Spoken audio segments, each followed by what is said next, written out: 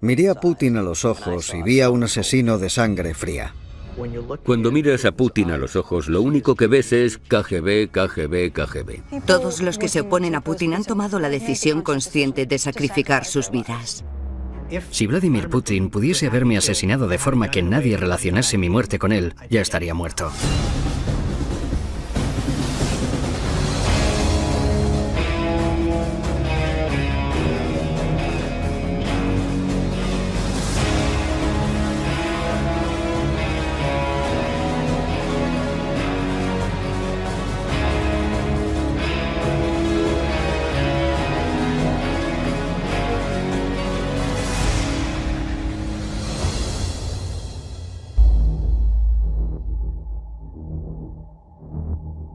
Trabajando para el Consejo de Seguridad Nacional durante el mandato de 4 presidentes, he comprendido en profundidad cómo funciona la política en las altas esferas de Washington. Hubo un periodo en el que parecía que había opciones reales de entendimiento entre Occidente y Rusia. En parte esto se debió a que durante casi todo el mandato de Bush parecía que Putin seguía buscando una forma de colaborar con Occidente. Fue el primer líder en llamar al presidente Bush después del 11S para ofrecerle su apoyo. No se me ocurre mejor forma de tender la mano a la Casa Blanca.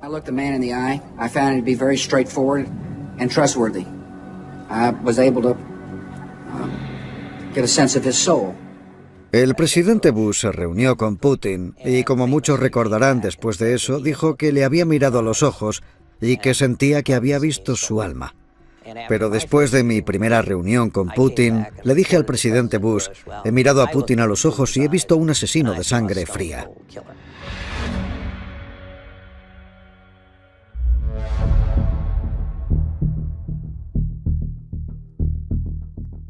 He recorrido Rusia de cabo a rabo.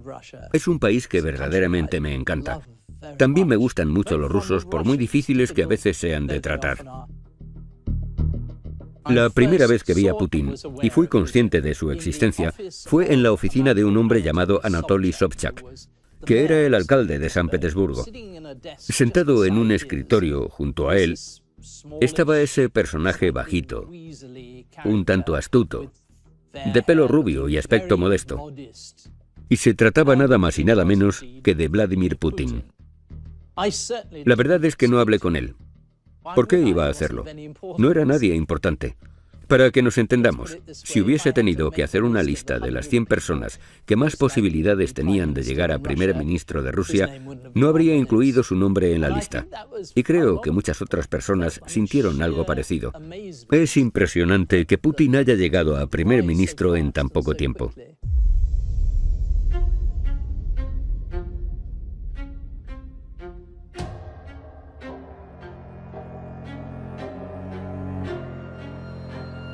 Un consejero político no toma decisiones.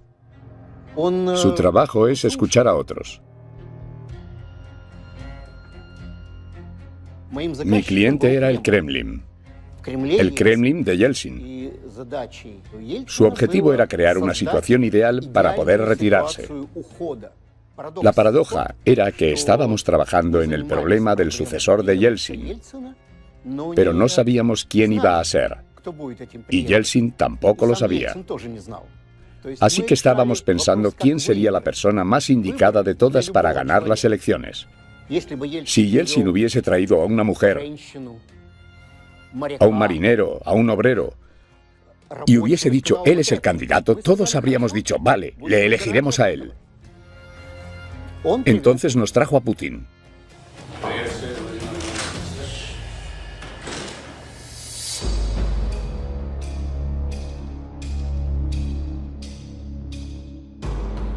En los años 70 mis padres decidieron abandonar la Unión Soviética. Recuerdo que una vez le pregunté a mi madre que por qué habían tomado esa decisión y ella me dijo, podemos sacrificar nuestras vidas luchando contra este régimen o podemos irnos y vivir tranquilamente en otro lugar y no estamos dispuestos a sacrificar nuestras vidas.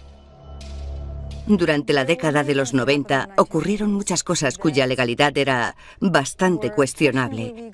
Y en un momento dado, Yeltsin se dio cuenta de que si la oposición llegaba al poder, él tendría muchas posibilidades de ser procesado. Y sabía que era bastante probable que acabase pasando el resto de sus días en una prisión rusa. Y la forma más sencilla de evitar que eso ocurriese era consagrar al que sería su sucesor y asegurarse de que esa persona se encargase personalmente de garantizarle inmunidad frente a la fiscalía.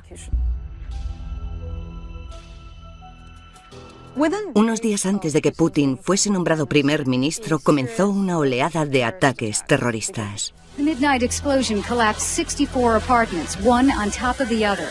The living have been rescued. All that remains is the dead. Putin tomó el puesto de comandante en jefe y Yeltsin se lo permitió. Это вызов уже не государству, это вызов народу. И поэтому ответ должен быть соответствующий. Он должен быть сверхжестким. Y su popularidad se disparó. De esta forma pasó de no tener reconocimiento público a ser conocido por todos los habitantes del país, además de convertirse en el político más popular de Rusia, y todo esto en el transcurso de 2 meses. Después de la primera explosión en un edificio de apartamentos, fui al despacho de mi editora y me dijo: hay gente que piensa que ha sido obra del FSB. El FSB es la agencia que sustituyó al KGB. Todos nos reímos porque era una idea demasiado descabellada. Pero entonces ocurrió algo muy extraño. Un político que estaba hablando en el Parlamento ruso se refirió a la catastrófica explosión ocurrida en Volgodonsk. El único problema era que esa mención se produjo 3 días antes de que tuviese lugar la explosión. Así que en 6 meses pasé de reírme de la idea de que esto podría ser obra del FSB a pensar que esa era la explicación más plausible, que esto era un plan para que Putin pasase de ser un político desconocido a convertirse en el más popular del país. Sabiendo lo despiadado que puede llegar a ser Putin, no me sorprendería lo más mínimo que los servicios de inteligencia rusos estuviesen detrás de las explosiones.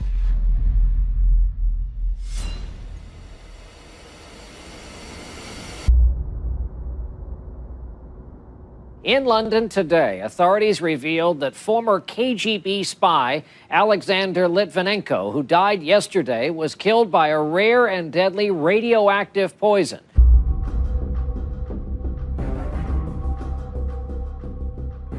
Sasha trabajaba para el FSB luchando contra el crimen organizado, pero de pronto se dio cuenta de que algo iba mal.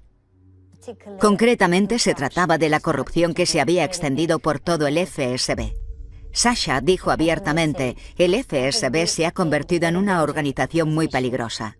He was in charge of the internal investigation unit looking into corruption within the Russian intelligence service. He found a lot. He made a great deal of enemies.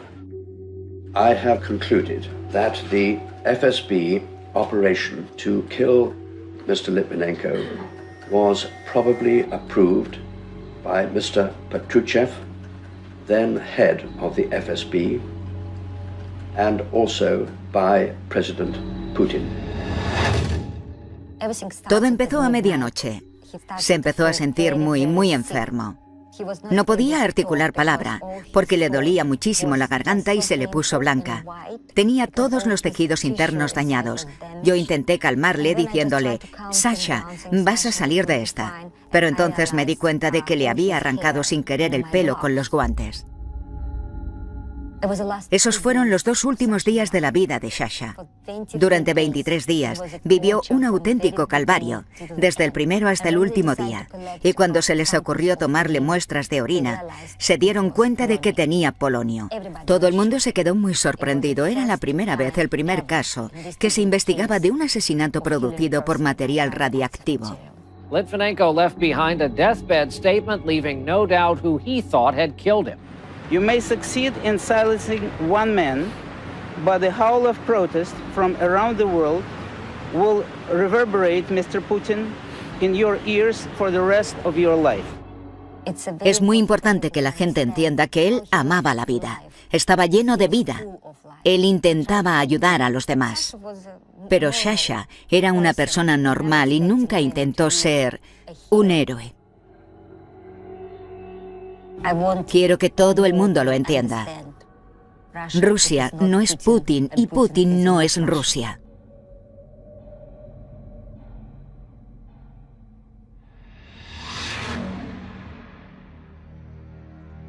Si tuviese que nombrar así a bote pronto personas que han muerto en circunstancias misteriosas y a las que Putin tenía razones para querer ver muertas, podría empezar con Anatoly Sobchak, que murió de un misterioso ataque al corazón; Sergei Yushchenkov, un parlamentario asesinado de un disparo delante de su apartamento; Yuri Sekosygin, periodista de investigación y miembro del Parlamento, muerto por una misteriosa reacción alérgica; Stanislav Markelov, un abogado activista por los derechos humanos; y Anastasia Baburova, que pasaba en ese momento a su lado. Natalia Stemirova, activista por los derechos humanos chechena, secuestrada y hallada muerta. Ana Politkovskaya, periodista de investigación que sobrevivió a un intento de asesinato por envenenamiento y que finalmente fue tiroteada en su bloque de apartamentos. He llegado a recibir, creo que el récord han sido 400 amenazas de muerte en una semana. Así que sería estúpida si creyese que mi vida no corre peligro.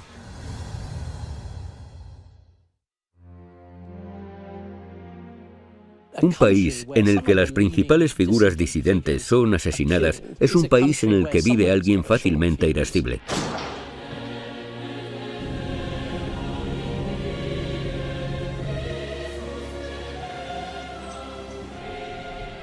Casi todo el mundo ve a Putin como un auténtico mujik.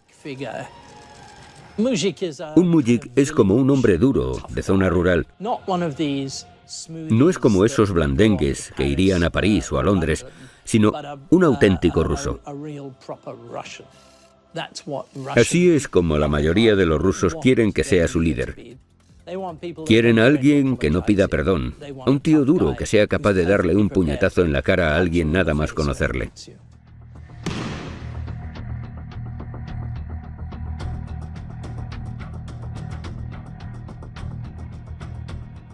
Cuando Rusia pasó del comunismo al capitalismo, para los empresarios se abrió una puerta a un mundo de posibilidades en el que se podían hacer fortunas de forma instantánea.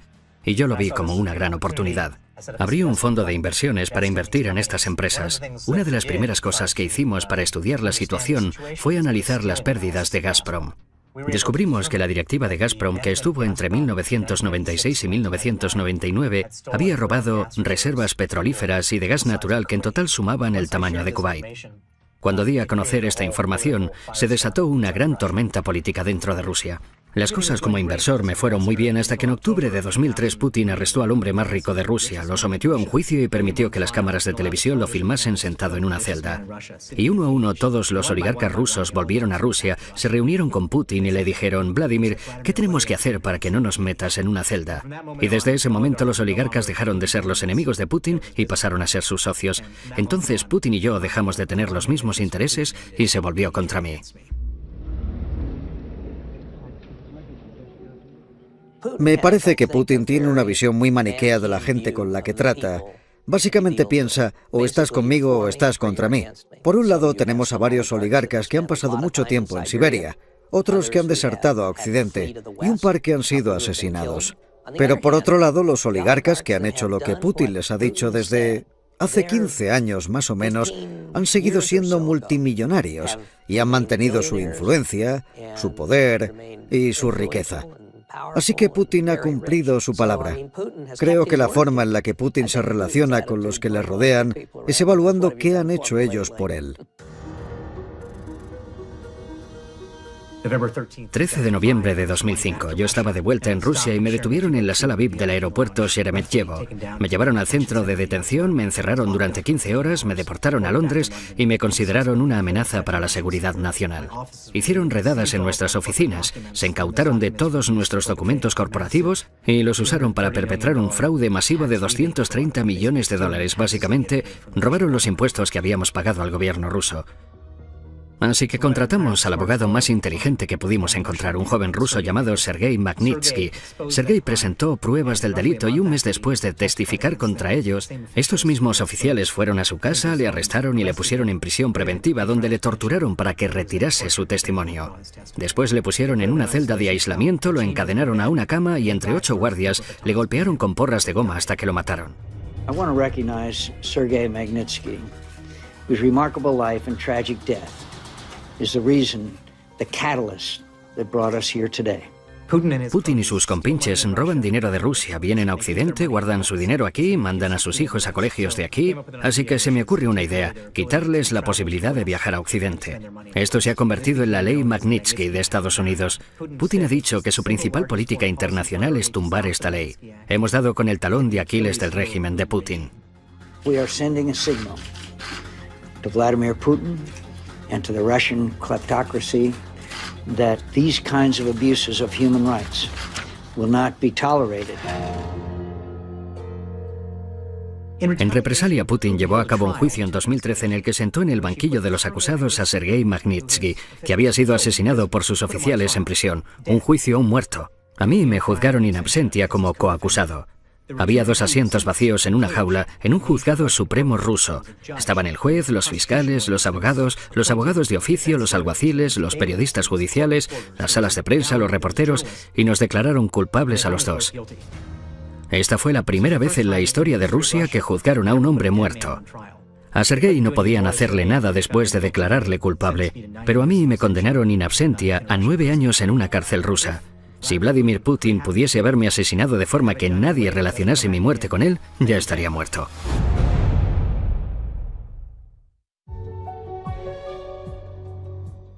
Putin era un teniente coronel de la KGB destinado en Dresden, en Alemania del Este.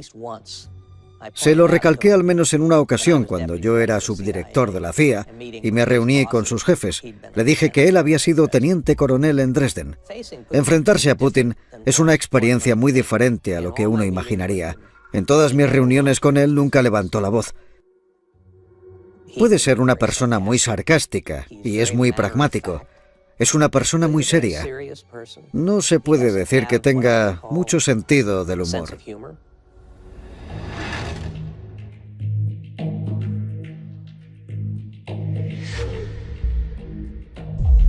Cuando eres el director de la CIA y del Departamento de Inteligencia, tienes una idea bastante acertada de cómo piensa una persona que trabaja en inteligencia. Tienes bastante claro cómo actúa Putin, porque antes hacía exactamente lo mismo: llevar a cabo operaciones de inteligencia, llevar a cabo operaciones de espionaje, intentar debilitar nuestro país por todos los medios posibles. Él actúa creyendo que puede hacer todo lo que quiera. Y cuando una persona cree que puede actuar así, estamos ante alguien muy peligroso. Cuando miras a Putin a los ojos, lo único que ves es KGB, KGB, KGB. Vladimir Putin era el jefe de la policía secreta. Se trata de una organización que mata, envenena, asesina, y por eso no tengo ninguna duda de que todos los asesinatos de personas importantes que se han producido en Rusia se han llevado a cabo con el beneplácito de Putin, y posiblemente también hayan sido ejecutados por orden suya. Durante cientos de años, el Estado ruso ha utilizado el veneno como arma contra sus enemigos.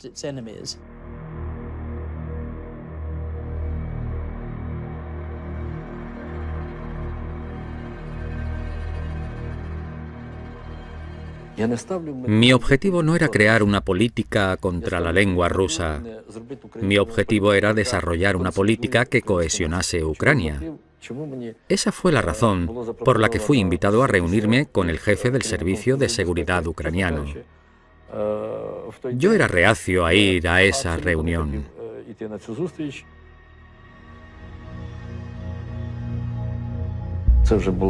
Ya eran las 10 o las 11 de la noche y la reunión ya había terminado.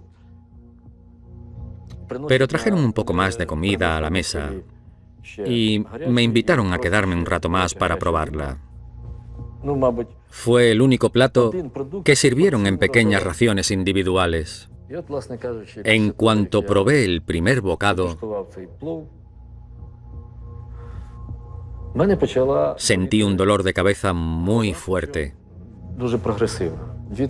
A los 2 o 3 minutos, el dolor se volvió insoportable. Entonces se me empezó a hinchar la cara hasta ser el doble de su tamaño normal. La piel se me puso azul y rosa.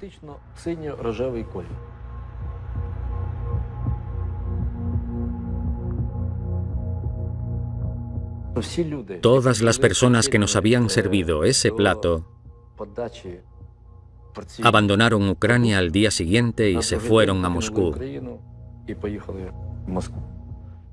Hasta la fecha, los investigadores no han tenido oportunidad de interrogar a esas personas.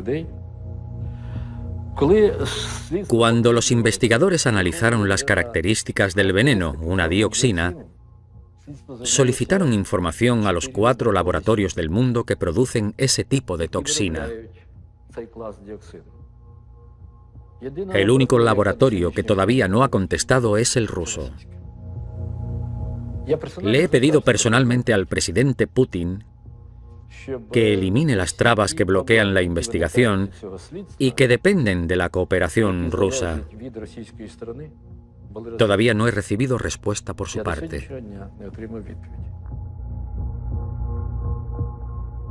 Wir haben unsere Untersuchungen in den letzten 24 Stunden größtenteils abgeschlossen, dass bei Herrn Dr. Juschenko eine Vergiftung mit Dioxin vorliegt.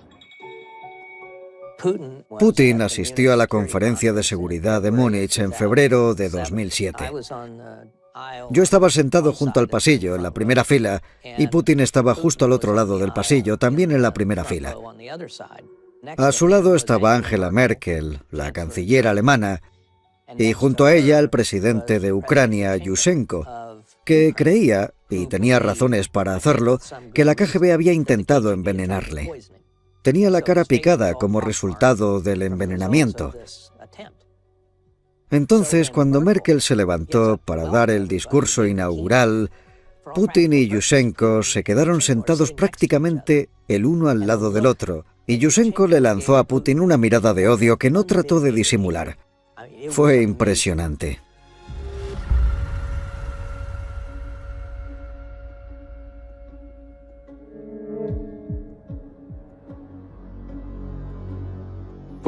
Me gustaría recalcar que las políticas llevadas a cabo hoy en día por Rusia están dictadas por Putin, todas y cada una de ellas.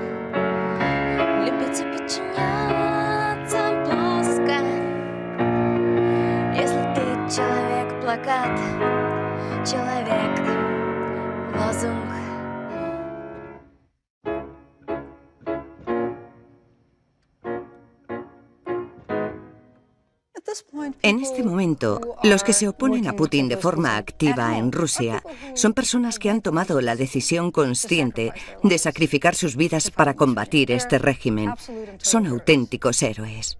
Sin duda, entre ellos, yo incluiría a las mujeres de Pussy Riot.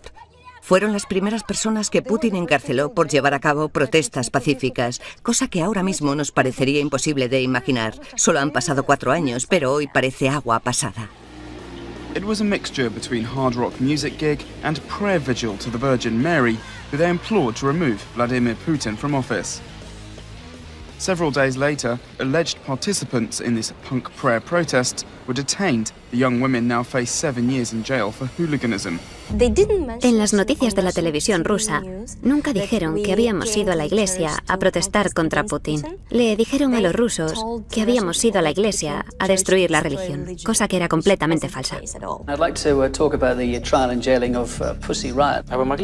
Could you please translate the name of the band into Russian? Pussy Riot, the punk band. I don't know what you call them in Russian, sir. Maybe you could tell me. The attacks had a devastating effect on all our traditional religions, and so in general I think the state has to protect the feelings of believers. I will not comment on whether the verdict is well-grounded and the sentence proportionate to the offense. В этой стране все такого рода решения принимает только один человек, Путин, больше никто. Поэтому, конечно, будет принимать решение сам лично Владимир Путин. Mantuve una correspondencia activa con ellas y visité a una de ellas mientras estaba en prisión. Eso es el Gulag tal y como lo describió Solzhenitsyn. Descubrí el infierno en el que viven. Sufren trabajos forzosos, privación de sueño, inanición, tortura. Es una humillación física y emocional las 24 horas del día. Es muy difícil no venirse abajo. Ellas lo consiguieron. Mantuvieron la entereza, aunque vi como Nadia estuvo a punto de venirse abajo.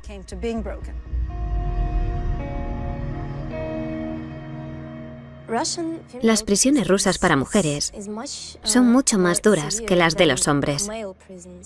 Solo había una fuente de autoridad en la prisión de mujeres, la del jefe de la cárcel.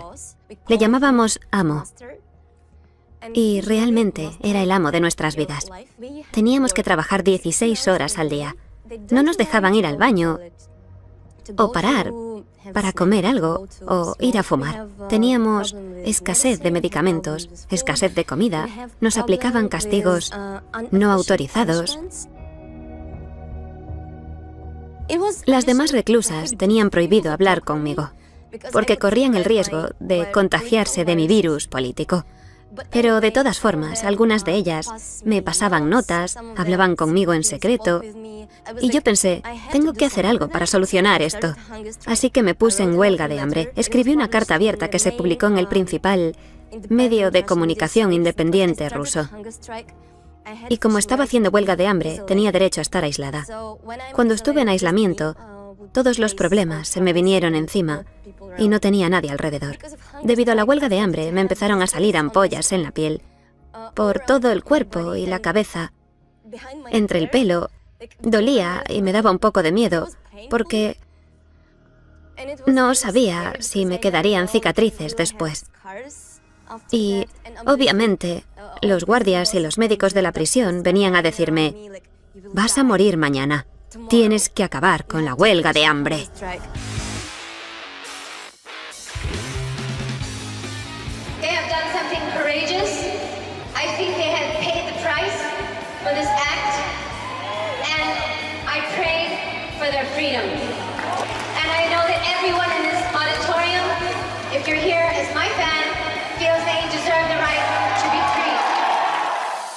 Esperábamos estar en prisión unos 3 años. Así que estar dentro solo 2 años no está tan mal en comparación. Y seguramente nos encerraron durante 2 años gracias a la atención de los medios y a toda la gente que nos estaba apoyando. Y les estamos muy agradecidos a todos. El jefe de todo es Vladimir Putin. Estoy segura de que sabía de nuestra situación. Sabe lo que pasa en las prisiones rusas. Y además le parecerá estupendo.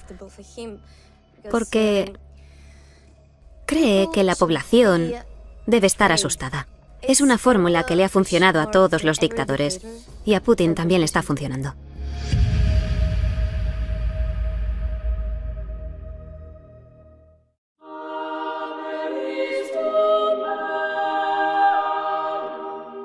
Putin es una persona que valora 2 cosas en la vida: el dinero y el poder. La vida de las personas no tienen valor para él. Mi padre era el líder de la oposición y creía que su misión era luchar contra Putin. No contra aquellas personas que trabajaban con Putin, sino directamente contra Putin. Enfrentarse es confrontarse. Y mi padre se enfrentó a Putin porque quería que nuestro país no se basase en lo que decía Putin. Su frase favorita era Rusia sin Putin. Мы должны сказать, хватит маразму. Мы должны сказать, Россия и Украина без Путина. Россия y Ucrania без Putina. Mi padre sufrió cada vez más presiones. Le detuvieron 2 veces por participar en protestas. En protestas autorizadas por el ayuntamiento de la ciudad. Lanzaron una gran campaña de difamación contra mi padre. Мне кажется, что те, кто говорят о какой-то диктатуре, сами о ней мечтают. И в современной России эта их мечта уже недостижима. Поезд ушел. Unos grupos de juventudes pro-Kremlin le atacaron en la calle. Le pincharon el teléfono móvil y publicaron una de sus conversaciones privadas.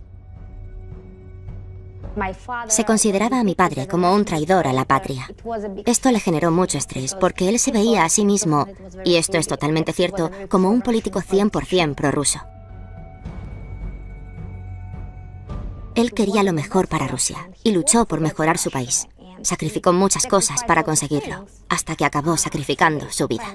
There is more breaking news tonight. One of Vladimir Putin's top opponents, who just last week was quoted in Russian media saying, quote, "I'm scared that Putin will kill me," has been gunned down in Moscow, shot in the back. Creo que fue una gran conmoción para todo el mundo. Sinceramente, nadie se habría imaginado que eso podría ocurrirle a mi padre.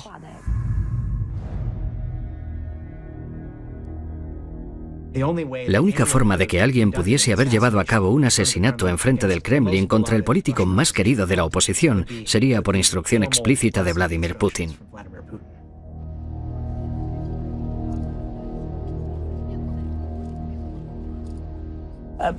Putin puede ser un personaje muy duro e incluso cruel.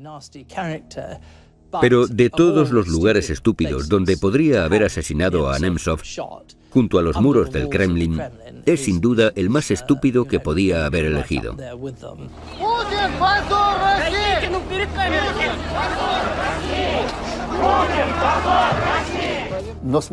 Después del asesinato de Nemtsov, cambió nuestra situación. Y la opinión con respecto a Putin también cambió. Es muy improbable que vuelva a dar una orden como esa. Sin embargo, ha creado un sistema en el que algo así puede ocurrir de nuevo sin él. Nemtsov fue asesinado bajo las ventanas de Putin. Fue un revés muy duro para la autoridad de Putin y su capacidad de controlarlo todo. Era evidente que Putin se vio muy afectado por el asesinato, porque desapareció durante algunos días. Se dio cuenta de que la calle no estaba bajo su control.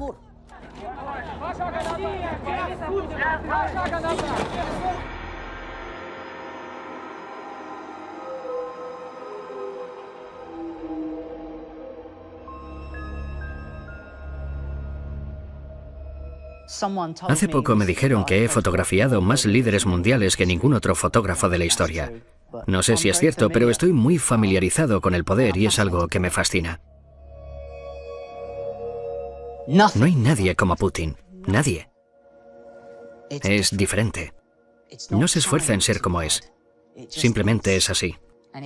Tiene esa tranquilidad fría, silenciosa, que te hace temblar de miedo. Me avisaron de este trabajo 4 semanas antes de la sesión de fotos. Era para la revista Time y estaban preparando el especial de personaje del año. Volé a Moscú aún sin estar seguro de cuándo iba a ser la sesión. Me metieron en un hotel y me dijeron que esperara. Y así pasó un día tras otro, y cada vez estaba más desesperado. Por fin un día me llamaron. Mañana por la mañana te recogerá un BMW negro del Kremlin. Me llevaron por las calles de Moscú acercándonos hasta el imponente edificio del Kremlin. Pero de repente pasamos de largo y entramos en un bosque oscuro, desolado y gótico. Entonces pensé que me iban a liquidar. Estaba en medio de la nada. Nadie más sabía dónde estaba. Me sentí intimidado. Por fin llegamos al que posiblemente sea el edificio más imponente que he visto en mi vida. No es que fuese demasiado grande, pero era siniestro. Me encontré con un muro de seguridad de casi 2 pisos de altura que estaba repleto de francotiradores. Miré hacia arriba y vi cómo los francotiradores se volvían hacia mí. La nieve llegaba prácticamente hasta esta altura y yo solo llevaba puesto un traje. A punta de rifle me hicieron abrir el maletero del coche y sacar todo mi equipo. Y recuerdo que el soldado usaba el cañón de su rifle para señalar todas mis lentes y me decía: «Ábrelo, ábrelo, ábrelo». Y yo no tenía ni el abrigo puesto. Estaba temblando, se me caían los mocos y pensaba: no soy James Bond, tío. Estoy bastante asustado. Me sentía muy intimidado. Luego me hicieron entrar al edificio a punta de rifle. Me pasaron a una pequeña sala. Y me dejaron ahí encerrado durante 7 u 8 horas. De repente llamaron a la puerta y me dijeron, puedes pasar a la oficina para prepararlo todo.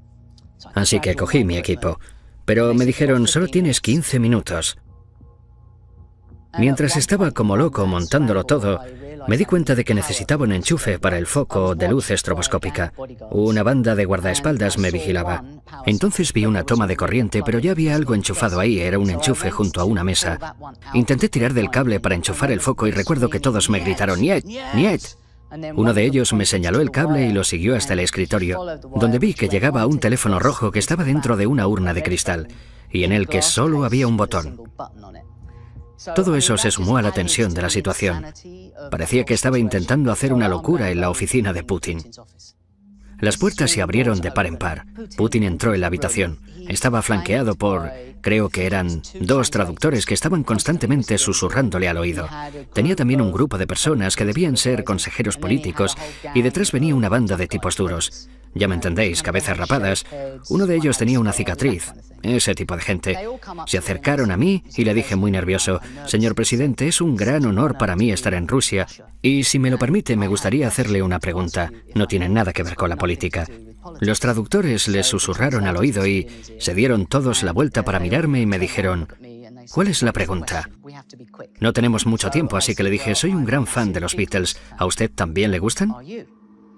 Ellos le tradujeron la pregunta, entonces él miró a los traductores y a los consejeros y supongo que en ruso les ordenó a todos que saliesen de la habitación inmediatamente. Fue muy brusco, casi como si les dijese fuera. Así que nos quedamos Putin, la banda de tíos duros y yo. Y de nuevo, no sabía qué era lo que iba a pasar, ¿me entendéis? ¿Había hecho algo terrible? ¿No debía haber tenido ese comportamiento humano? ¿No debería haber sido una persona normal y haberle preguntado esa pregunta que tantas ganas tenía de hacerle? Entonces me miró y en un perfecto inglés me dijo, me encantan los Beatles. Yo le contesté, no sabía que hablase inglés. Y él simplemente asintió en silencio. No habla demasiado, es bastante callado. Pero tiene una especie de carisma cristalino en los ojos. Entonces me dijo, ¿qué quieres hacer?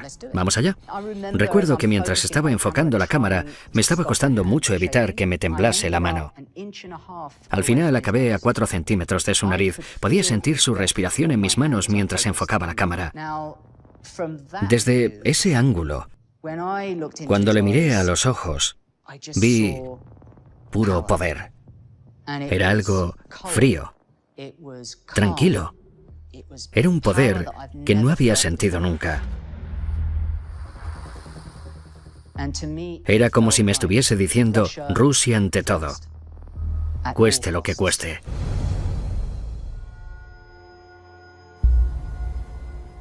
Técnicamente, Putin puede ser presidente de Rusia hasta 2024. Creo que va a hacer lo imposible por ser el presidente de Rusia durante el resto de su vida, que va a cambiar la Constitución de alguna forma para poder ser reelegido continuamente, como pasaba en las elecciones que se celebraban durante la Unión Soviética, donde el resultado estaba decidido de antemano. Empezó a gobernar un país en un momento muy doloroso de su historia. Aún no se había recuperado del totalitarismo, no se había recuperado del gobierno comunista, aún no se había reconciliado con su memoria, destruyó la cultura volviendo a implantar un estado totalitario, y no sé si Rusia se volverá a recuperar del impacto de este periodo. Se mueve rápidamente. En cuanto ve una oportunidad, intenta aprovecharla. Cree que, reafirmando su poder, puede llegar a controlar el devenir de los acontecimientos. Pero no ha pensado fríamente a dónde lleva todo esto. Creo que se ha embarcado en una misión que no va a tener buenos resultados.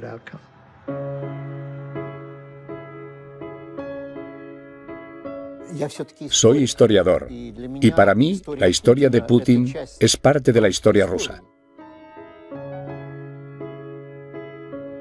Y la historia rusa es una serie de interminables derrotas.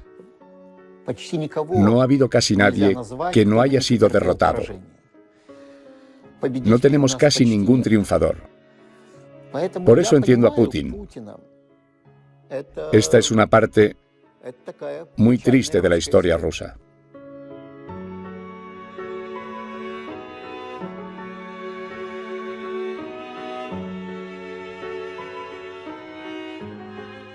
Putin ha creado un mito de sí mismo, ha hecho creer a los demás que si él no está en el poder, si no es un hombre fuerte, todo el país se desintegrará.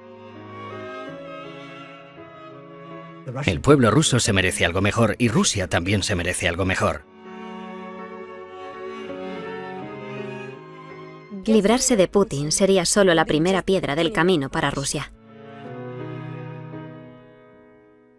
Se convirtió en presidente porque fue capaz de prometerle a Boris Yeltsin que protegería a la familia Yeltsin y todo el dinero que ésta había robado.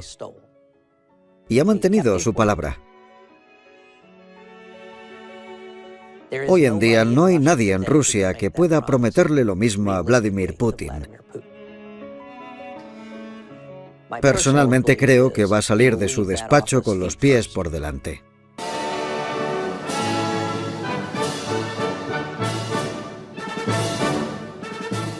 Con el paso del tiempo, Putin se ha ido convenciendo de que no es solo el presidente de Rusia, sino que ha sido elegido, que está cumpliendo una misión divina. Es el encargado de devolverle a Rusia su grandeza.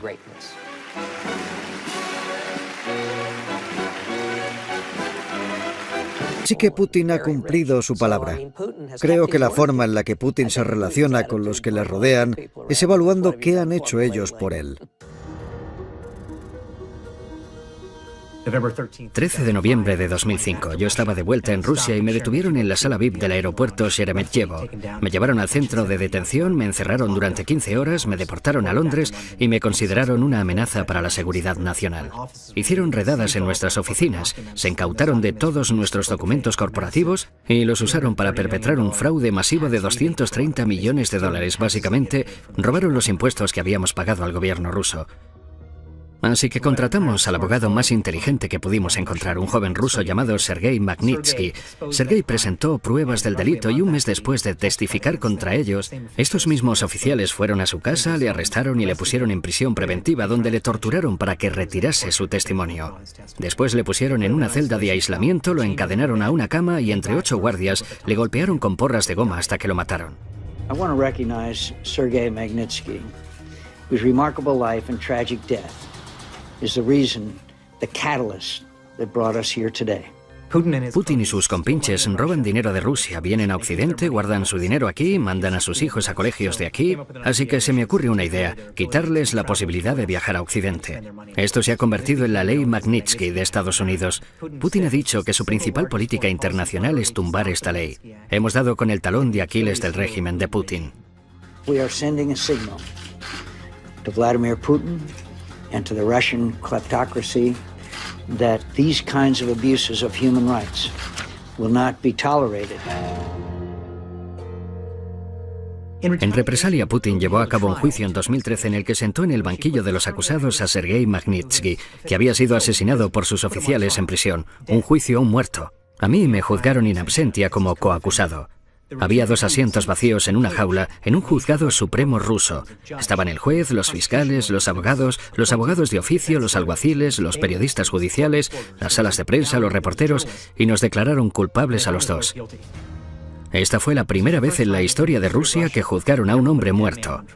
A Sergei no podían hacerle nada después de declararle culpable, pero a mí me condenaron in absentia a 9 años en una cárcel rusa. Si Vladimir Putin pudiese haberme asesinado de forma que nadie relacionase mi muerte con él, ya estaría muerto.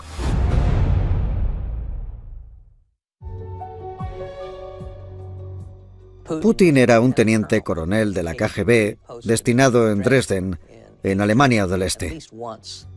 Se lo recalqué al menos en una ocasión cuando yo era subdirector de la CIA y me reuní con sus jefes. Le dije que él había sido teniente coronel en Dresden. Enfrentarse a Putin es una experiencia muy diferente a lo que uno imaginaría. En todas mis reuniones con él nunca levantó la voz. Puede ser una persona muy sarcástica y es muy pragmático. Es una persona muy seria. No se puede decir que tenga mucho sentido del humor.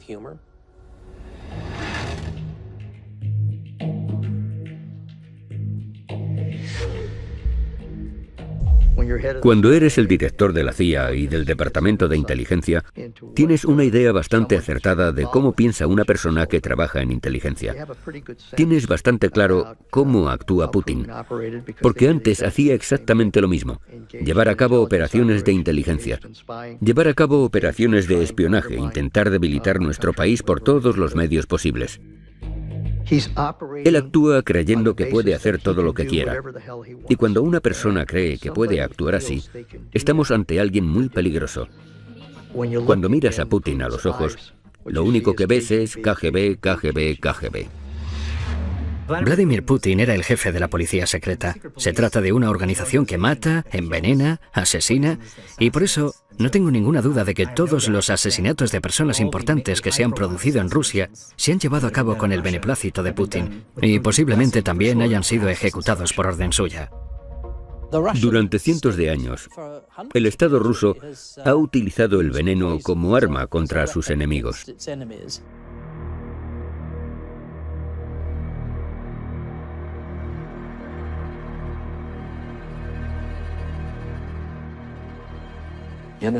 Mi objetivo no era crear una política contra la lengua rusa. Mi objetivo era desarrollar una política que cohesionase Ucrania. Esa fue la razón por la que fui invitado a reunirme con el jefe del Servicio de Seguridad ucraniano. Yo era reacio a ir a esa reunión.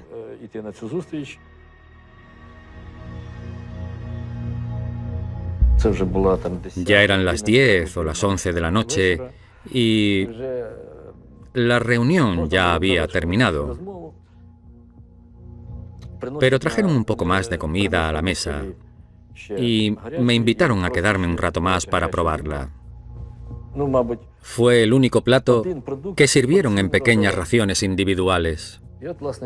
En cuanto probé el primer bocado,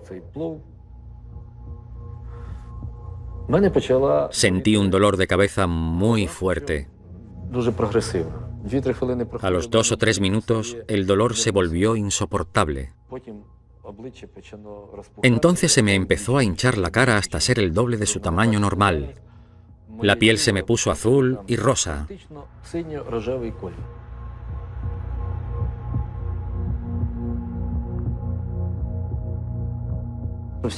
Todas las personas que nos habían servido ese plato abandonaron Ucrania al día siguiente y se fueron a Moscú. Hasta la fecha, los investigadores no han tenido oportunidad de interrogar a esas personas. Cuando los investigadores analizaron las características del veneno, una dioxina, solicitaron información a los 4 laboratorios del mundo que producen ese tipo de toxina. El único laboratorio que todavía no ha contestado es el ruso. Le he pedido personalmente al presidente Putin que elimine las trabas que bloquean la investigación y que dependen de la cooperación rusa. Todavía no he recibido respuesta por su parte.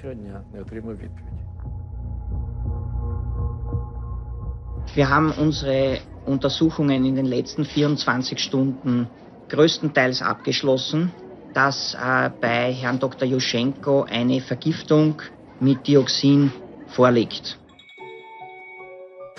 Putin asistió a la conferencia de seguridad de Múnich en febrero de 2007. Yo estaba sentado junto al pasillo, en la primera fila, y Putin estaba justo al otro lado del pasillo, también en la primera fila. A su lado estaba Angela Merkel, la canciller alemana, y junto a ella el presidente de Ucrania, Yushchenko, que creía, y tenía razones para hacerlo, que la KGB había intentado envenenarle. Tenía la cara picada como resultado del envenenamiento.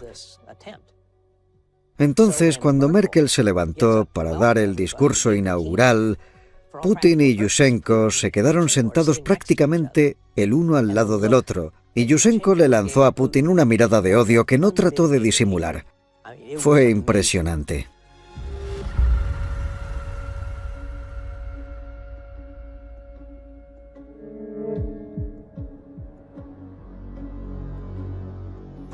Me gustaría recalcar que las políticas llevadas a cabo hoy en día por Rusia están dictadas por Putin, todas y cada una de ellas.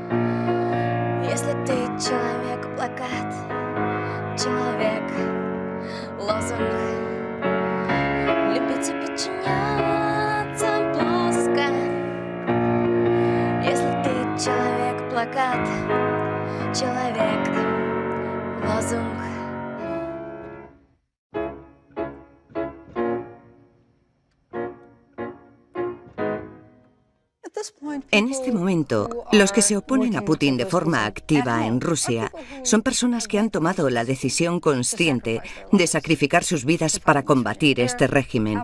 Son auténticos héroes. Sin duda, entre ellos, yo incluiría a las mujeres de Pussy Riot. Fueron las primeras personas que Putin encarceló por llevar a cabo protestas pacíficas, cosa que ahora mismo nos parecería imposible de imaginar. Solo han pasado 4 años, pero hoy parece agua pasada. It was a mixture between hard rock music gig and prayer vigil to the Virgin Mary, who they implored to remove Vladimir Putin from office. Several days later, alleged participants in this punk prayer protest were detained. The young women now face 7 years in jail for hooliganism. En las noticias de la televisión rusa, nunca dijeron que habíamos ido a la iglesia a protestar contra Putin. Le dijeron a los rusos que habíamos ido a la iglesia a destruir la religión, cosa que era completamente falsa. Could you please translate the name of the band into Russian? Pussy Riot, the punk band. I don't know what you call them in Russian, sir. Maybe you could tell me. The attacks had a devastating effect on all our traditional religions, and so in general I think the state has to protect the feelings of believers. I will not comment on whether the verdict is well-grounded and the sentence proportionate to the offense. В этой стране все такого рода решения принимает только один человек — Путин, больше никто. Поэтому, конечно, будет принимать решение сам лично Владимир Путин. Mantuve una correspondencia activa con ellas y visité a una de ellas mientras estaba en prisión. Eso es el Gulag tal y como lo describió Solzhenitsyn. Descubrí el infierno en el que viven. Sufren trabajos forzosos, privación de sueño, inanición, tortura. Es una humillación física y emocional las 24 horas del día. Es muy difícil no venirse abajo. Ellas lo consiguieron. Mantuvieron la entereza, aunque vi como Nadia estuvo a punto de venirse abajo.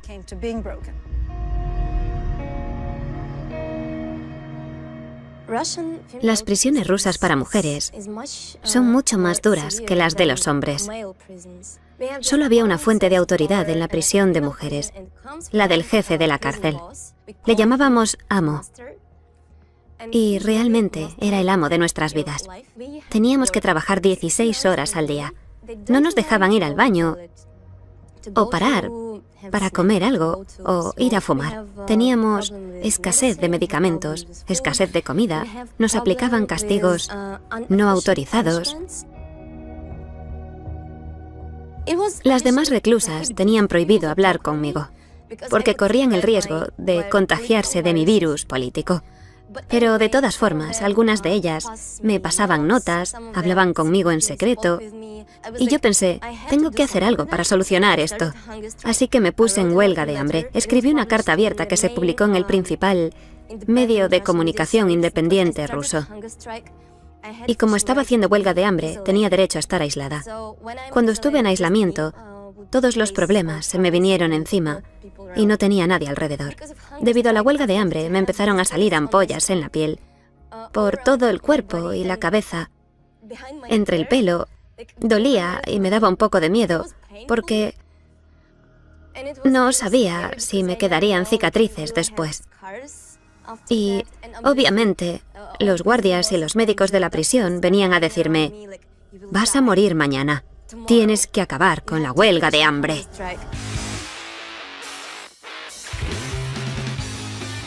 They have done something courageous. I think they have paid the price.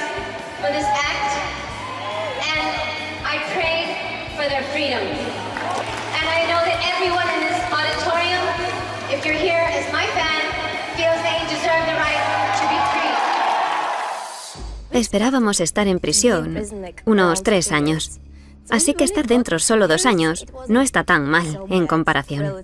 Y seguramente nos encerraron durante 2 años gracias a la atención de los medios y a toda la gente que nos estaba apoyando. Y les estamos muy agradecidos a todos. El jefe de todo es Vladimir Putin. Estoy segura de que sabía de nuestra situación. Sabe lo que pasa en las prisiones rusas. Y además le parecerá estupendo. Porque cree que la población debe estar asustada. Es una fórmula que le ha funcionado a todos los dictadores. Y a Putin también le está funcionando.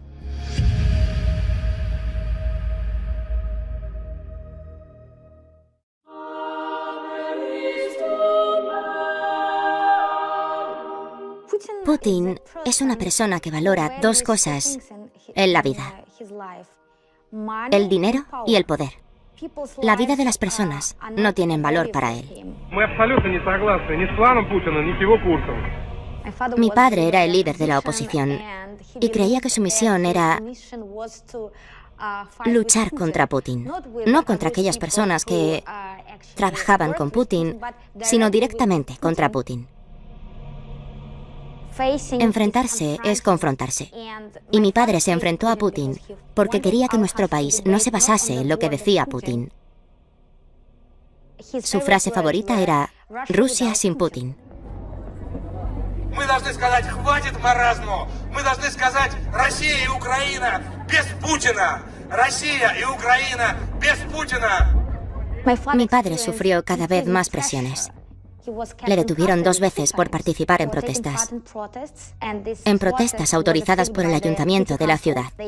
Lanzaron una gran campaña de difamación contra mi padre. Мне кажется, что те, кто говорят о какой-то диктатуре, сами о ней мечтают. И в современной России эта их мечта уже недостижима. Поезд ушел. Unos grupos de juventudes pro-Kremlin le atacaron en la calle. Le pincharon el teléfono móvil y publicaron una de sus conversaciones privadas. Se consideraba a mi padre como un traidor a la patria. Esto le generó mucho estrés porque él se veía a sí mismo, y esto es totalmente cierto, como un político 100% prorruso. Él quería lo mejor para Rusia y luchó por mejorar su país. Sacrificó muchas cosas para conseguirlo, hasta que acabó sacrificando su vida. There is more breaking news tonight. One of Vladimir Putin's top opponents, who just last week was quoted in Russian media saying, quote, "I'm scared that Putin will kill me," has been gunned down in Moscow, shot in the back. Creo que fue una gran conmoción para todo el mundo. Sinceramente, nadie se habría imaginado que eso podría ocurrirle a mi padre.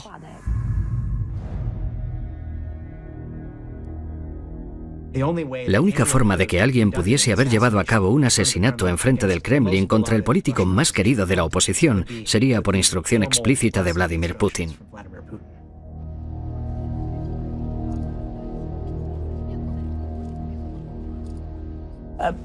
Putin puede ser un personaje muy duro e incluso cruel.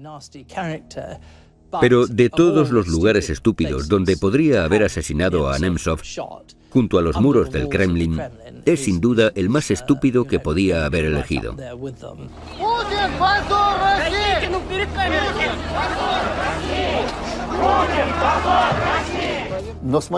Después del asesinato de Nemtsov, cambió nuestra situación. Y la opinión con respecto a Putin también cambió. Es muy improbable que vuelva a dar una orden como esa. Sin embargo, ha creado un sistema en el que algo así puede ocurrir de nuevo sin él. Nemtsov fue asesinado bajo las ventanas de Putin. Fue un revés muy duro para la autoridad de Putin y su capacidad de controlarlo todo. Era evidente que Putin se vio muy afectado por el asesinato, porque desapareció durante algunos días. Se dio cuenta de que la calle no estaba bajo su control.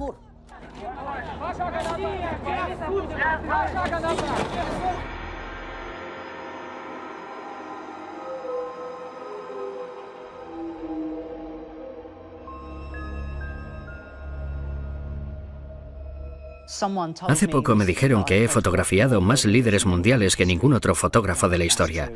No sé si es cierto, pero estoy muy familiarizado con el poder y es algo que me fascina. No hay nadie como Putin. Nadie. Es diferente. No se esfuerza en ser como es.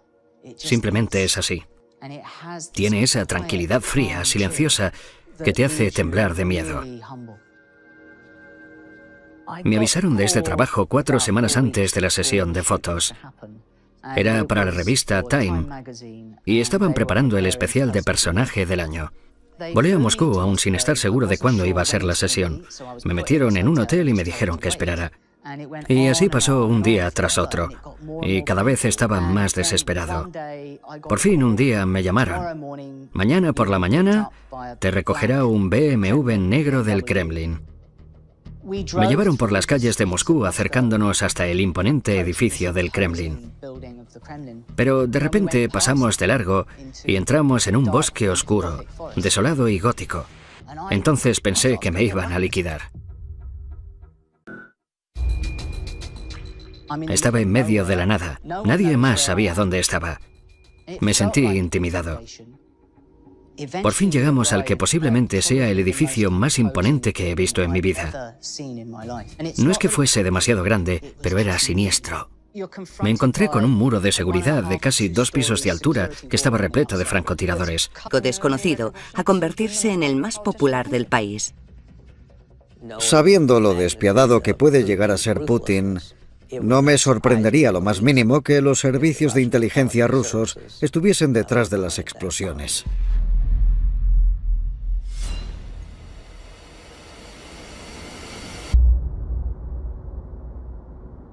In London today, authorities revealed that former KGB spy Alexander Litvinenko, who died yesterday, was killed by a rare and deadly radioactive poison.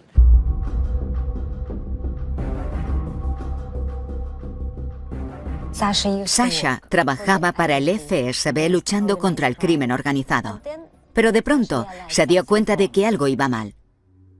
Concretamente se trataba de la corrupción que se había extendido por todo el FSB. Sasha dijo abiertamente, el FSB se ha convertido en una organización muy peligrosa. He was in charge of the internal investigation unit looking into corruption within the Russian intelligence service. He found a lot. He made a great deal of enemies. I have concluded that the FSB operation to kill Mr. Litvinenko was probably approved by Mr. Patrushev, then head of the FSB, and also by President Putin. Todo empezó a medianoche. Se empezó a sentir muy enfermo. No podía articular palabra, porque le dolía muchísimo la garganta y se le puso blanca. Tenía todos los tejidos internos dañados. Yo intenté calmarle diciéndole, Sasha, vas a salir de esta. Pero entonces me di cuenta de que le había arrancado sin querer el pelo con los guantes. Esos fueron los 2 últimos días de la vida de Sasha. Durante 23 días vivió un auténtico calvario, desde el primero hasta el último día. Y cuando se les ocurrió tomarle muestras de orina, se dieron cuenta de que tenía polonio. Todo el mundo se quedó muy sorprendido. Era la primera vez, el primer caso, que se investigaba de un asesinato producido por material radiactivo. Litvinenko left behind a deathbed statement, leaving no doubt who he thought had killed him. You may succeed in silencing one man, but the howl of protest from around the world will reverberate, Mr. Putin, in your ears for the rest of your life. Es muy importante que la gente entienda que él amaba la vida. Estaba lleno de vida. Él intentaba ayudar a los demás. Pero Sasha era una persona normal y nunca intentó ser un héroe. Quiero que todo el mundo lo entienda. Rusia no es Putin y Putin no es Rusia.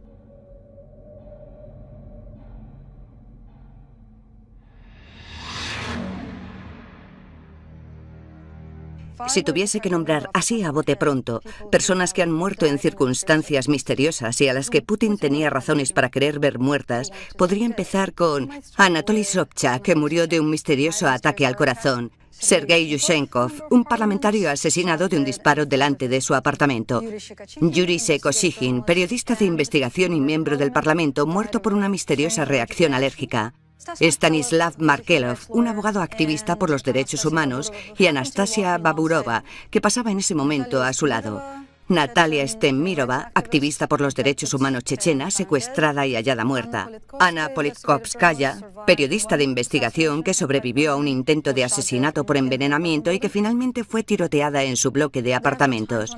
He llegado a recibir, creo que el récord han sido 400 amenazas de muerte en una semana.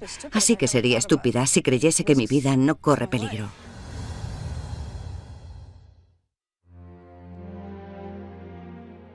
Un país en el que las principales figuras disidentes son asesinadas es un país en el que vive alguien fácilmente irascible.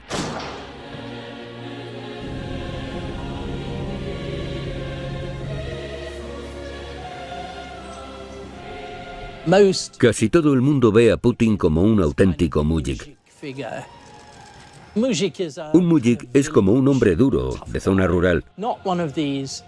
No es como esos blandengues que irían a París o a Londres, sino un auténtico ruso. Así es como la mayoría de los rusos quieren que sea su líder. Quieren a alguien que no pida perdón, a un tío duro que sea capaz de darle un puñetazo en la cara a alguien nada más conocerle.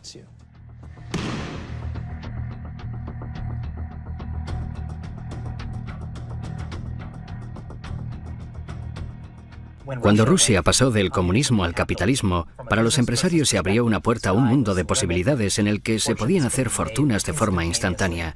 Y yo lo vi como una gran oportunidad.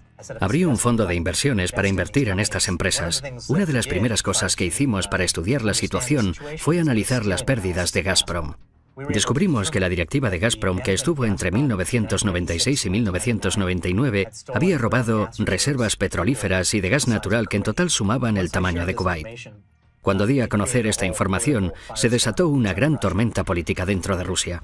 Las cosas como inversor me fueron muy bien hasta que en octubre de 2003 Putin arrestó al hombre más rico de Rusia, lo sometió a un juicio y permitió que las cámaras de televisión lo filmasen sentado en una celda. Y uno a uno todos los oligarcas rusos volvieron a Rusia, se reunieron con Putin y le dijeron: Vladimir, ¿qué tenemos que hacer para que no nos metas en una celda? Y desde ese momento los oligarcas dejaron de ser los enemigos de Putin y pasaron a ser sus socios.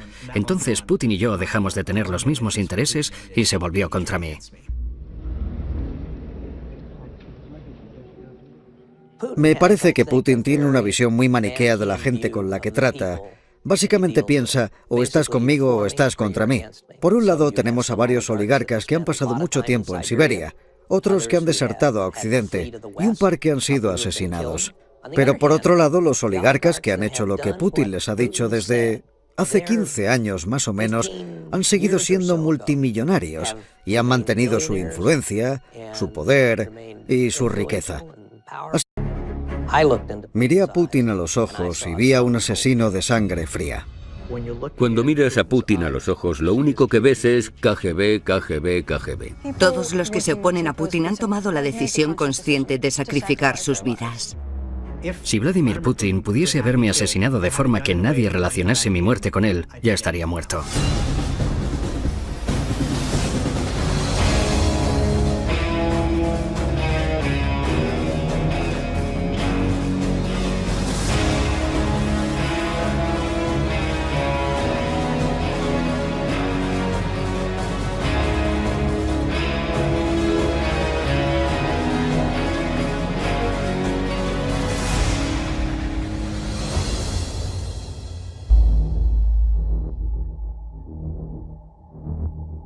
Trabajando para el Consejo de Seguridad Nacional durante el mandato de 4 presidentes, he comprendido en profundidad cómo funciona la política en las altas esferas de Washington. Hubo un periodo en el que parecía que había opciones reales de entendimiento entre Occidente y Rusia. En parte esto se debió a que durante casi todo el mandato de Bush parecía que Putin seguía buscando una forma de colaborar con Occidente. Fue el primer líder en llamar al presidente Bush después del 11S para ofrecerle su apoyo. No se me ocurre mejor forma de tender la mano a la Casa Blanca.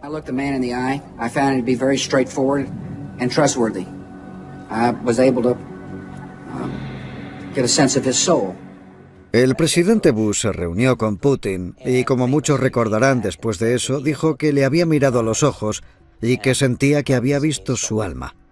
Pero después de mi primera reunión con Putin, le dije al presidente Bush, he mirado a Putin a los ojos y he visto a un asesino de sangre fría.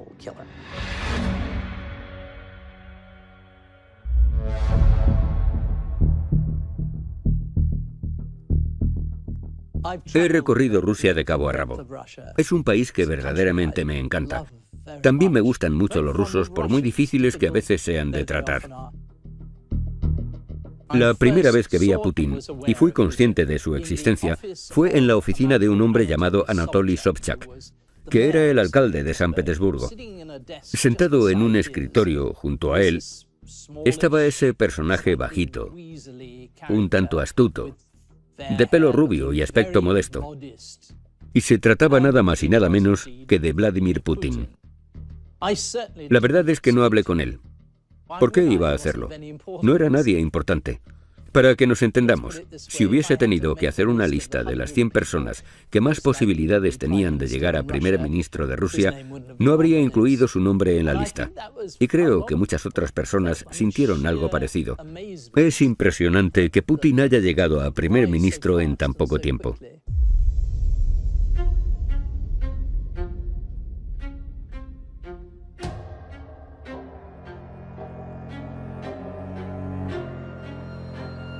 Un consejero político no toma decisiones. Su trabajo es escuchar a otros. Mi cliente era el Kremlin de Yeltsin. Su objetivo era crear una situación ideal para poder retirarse. La paradoja era que estábamos trabajando en el problema del sucesor de Yeltsin, pero no sabíamos quién iba a ser. Y Yeltsin tampoco lo sabía. Así que estábamos pensando quién sería la persona más indicada de todas para ganar las elecciones. Si Yeltsin hubiese traído a una mujer, a un marinero, a un obrero, y hubiese dicho, él es el candidato, todos habríamos dicho, vale, le elegiremos a él. Entonces nos trajo a Putin.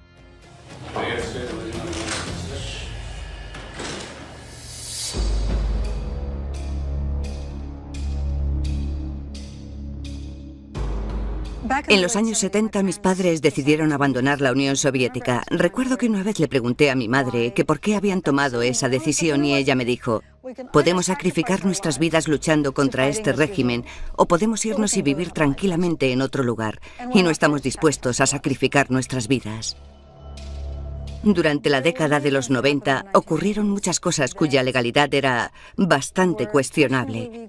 Y en un momento dado, Yeltsin se dio cuenta de que si la oposición llegaba al poder, él tendría muchas posibilidades de ser procesado. Y sabía que era bastante probable que acabase pasando el resto de sus días en una prisión rusa. Y la forma más sencilla de evitar que eso ocurriese era consagrar al que sería su sucesor y asegurarse de que esa persona se encargase personalmente de garantizarle inmunidad frente a la fiscalía. Unos días antes de que Putin fuese nombrado primer ministro, comenzó una oleada de ataques terroristas. The midnight explosion collapsed 64 apartments, one on top of the other. The living have been rescued. All that remains is the dead. Putin tomó el puesto de comandante en jefe y Yeltsin se lo permitió. Это вызов уже не государству, это вызов народу. И поэтому ответ должен быть соответствующий. Он должен быть сверхжестким. Y su popularidad se disparó. De esta forma pasó de no tener reconocimiento público a ser conocido por todos los habitantes del país, además de convertirse en el político más popular de Rusia, y todo esto en el transcurso de 2 meses. Después de la primera explosión en un edificio de apartamentos, fui al despacho de mi editora y me dijo: hay gente que piensa que ha sido obra del FSB. El FSB es la agencia que sustituyó al KGB. Todos nos reímos porque era una idea demasiado descabellada. Pero entonces ocurrió algo muy extraño.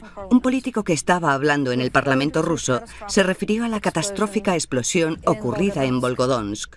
El único problema era que esa mención se produjo 3 días antes de que tuviese lugar la explosión.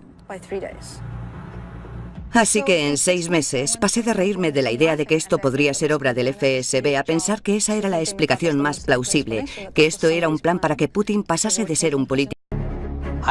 Miré a Putin a los ojos y vi a un asesino de sangre fría. Cuando miras a Putin a los ojos, lo único que ves es KGB, KGB, KGB. Todos los que se oponen a Putin han tomado la decisión consciente de sacrificar sus vidas. Si Vladimir Putin pudiese haberme asesinado de forma que nadie relacionase mi muerte con él, ya estaría muerto.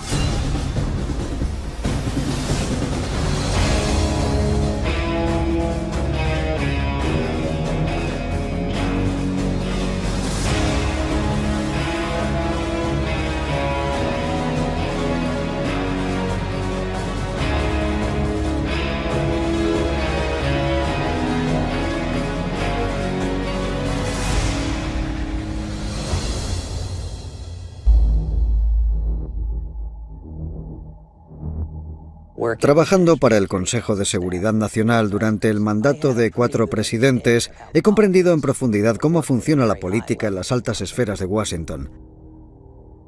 Hubo un periodo en el que parecía que había opciones reales de entendimiento entre Occidente y Rusia. En parte esto se debió a que durante casi todo el mandato de Bush parecía que Putin seguía buscando una forma de colaborar con Occidente. Fue el primer líder en llamar al presidente Bush después del 11S para ofrecerle su apoyo. No se me ocurre mejor forma de tender la mano a la Casa Blanca.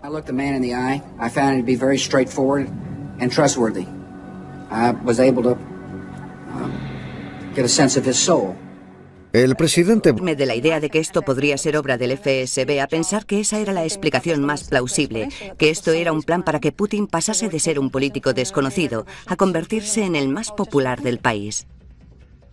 Sabiendo lo despiadado que puede llegar a ser Putin, no me sorprendería lo más mínimo que los servicios de inteligencia rusos estuviesen detrás de las explosiones.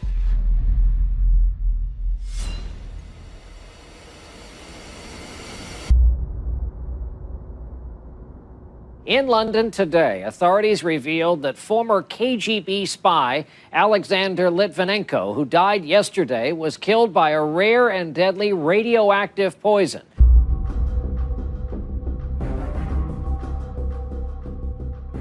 Sasha trabajaba para el FSB luchando contra el crimen organizado, pero de pronto se dio cuenta de que algo iba mal. Concretamente se trataba de la corrupción que se había extendido por todo el FSB. Sasha dijo abiertamente, el FSB se ha convertido en una organización muy peligrosa. He was in charge of the Internal Investigation Unit looking into corruption within the Russian intelligence service. He found a lot. He made a great deal of enemies. I have concluded that the FSB operation to kill Mr. Litvinenko was probably approved by Mr. Petruchev, then head of the FSB, and also by... Es probable que acabase pasando el resto de sus días en una prisión rusa.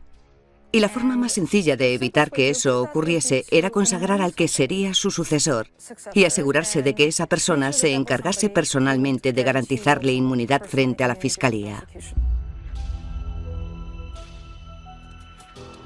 Unos días antes de que Putin fuese nombrado primer ministro, comenzó una oleada de ataques terroristas. The midnight explosion collapsed 64 apartments, one on top of the other.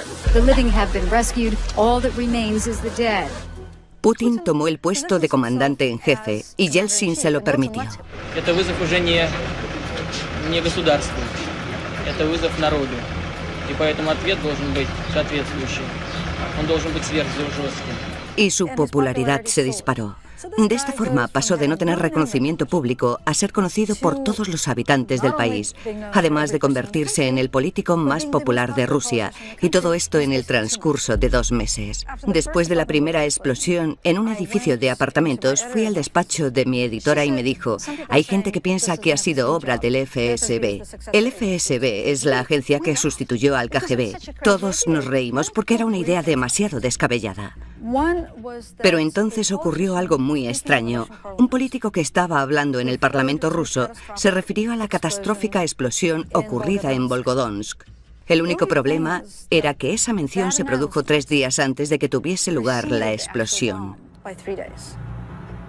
Así que en 6 meses pasé de reír. Bush se reunió con Putin y, como muchos recordarán, después de eso dijo que le había mirado a los ojos y que sentía que había visto su alma. Pero después de mi primera reunión con Putin, le dije al presidente Bush: he mirado a Putin a los ojos y he visto a un asesino de sangre fría.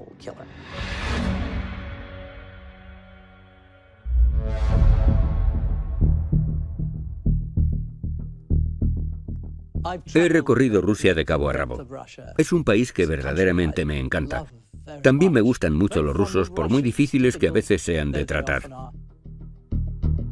La primera vez que vi a Putin, y fui consciente de su existencia, fue en la oficina de un hombre llamado Anatoly Sobchak, que era el alcalde de San Petersburgo.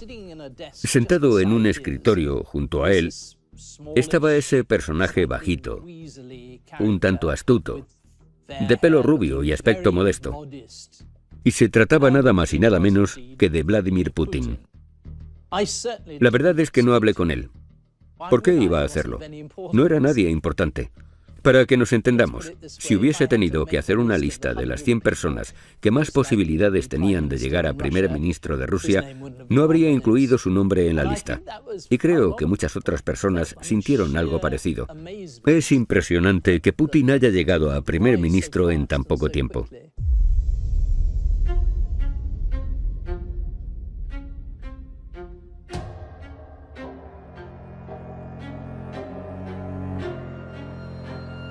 Un consejero político no toma decisiones. Su trabajo es escuchar a otros. Mi cliente era el Kremlin de Yeltsin. Su objetivo era crear una situación ideal para poder retirarse. La paradoja era que estábamos trabajando en el problema del sucesor de Yeltsin, pero no sabíamos quién iba a ser. Y Yeltsin tampoco lo sabía. Así que estábamos pensando quién sería la persona más indicada de todas para ganar las elecciones. Si Yeltsin hubiese traído a una mujer, a un marinero, a un obrero, y hubiese dicho: él es el candidato, todos habríamos dicho: vale, le elegiremos a él. Entonces nos trajo a Putin.